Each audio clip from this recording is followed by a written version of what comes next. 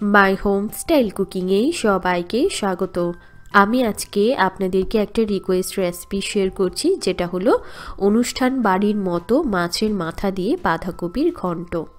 তো চলুন দেখিয়ে দিই কী করে করতে হবে। দেখুন, এখানে আমি কাতলা মাছের বড় সাইজের মাথা খুব পরিষ্কার করে ধুয়ে রেখেছি। এর মধ্যে একটু নুন হলুদ দিয়ে মাছটাকে একটু আগে থেকে মাখিয়ে রাখবো, মোটামুটি 10-15 মিনিট। তারপর আমি মাছটাকে রান্না করব। এবারে কড়ার মধ্যে একটু জল নিয়ে আমি বাঁধাকপি একদম মিহি করে কুচি করে রেখেছি। এর মধ্যে একটু নুন দিয়ে এটাকে একটু ভাপিয়ে নেব, তাহলে এই বাঁধাকপিটা একদম সুন্দরভাবে নরম হয়ে যাবে। এবার এর জলটাকে আমি ঝরিয়ে রাখবো। এবারে কড়ার মধ্যে আমি সর্ষের তেল দিচ্ছি, আর এই রেসিপিটা আপনারা অবশ্যই চেষ্টা করবেন সর্ষের তেলেই করতে। এর মধ্যে দুটো মিডিয়াম সাইজের আলু একটু বড় করে কেটে রেখেছি। এটা একটু নুন আর একটু হলুদ গুঁড়ো দিয়ে ভেজে নেব লাল লাল করে। এই আলুগুলোকে ভেজে তারপর তুলে নেব। আলুটাই আগে ভাজতে হবে, তারপর আমি এগুলোকে তুলে এর মধ্যে দিয়ে দেব মাছের মাথা। এই মাছের মাথাটা যেহেতু খুব ফাটে, তো এই জন্য এরকম ঢেকে সবসময় ভাজবেন, তাহলে আর গায়ে ছিটে আসবে না। এই মাছটার একটা পিঠ হয়ে গেলে এটাকে এরকম উল্টে পাল্টে একদম ঢেকে ঢেকে সুন্দর করে ভাজতে হবে। দেখুন, এটাকে আমি মাথাটা ভেঙে দিয়েছি, খুব ভালো করে ভেজে নিয়েছি। এবার এগুলোকে তুলে নেব। এবার এর মধ্যে আমি আরও একটুখানি সর্ষের তেল অ্যাড করে এর মধ্যে ছোটো এলাচ, দারচিনি, লবঙ্গ আর গোটা জিরে ফোড়ন দিয়ে দিলাম। একই সাথে দিয়ে দিয়েছি একটা তেজপাতা আর দুটো শুকনো লঙ্কা। এগুলোকে একটু তেলে ভাজবো। তারপর এর মধ্যে দিয়ে দেব একটা বড় সাইজের পেঁয়াজ কুচি। পেঁয়াজটা দিয়ে এই রেসিপিটা করে দেখবেন, খুব ভালো লাগবে।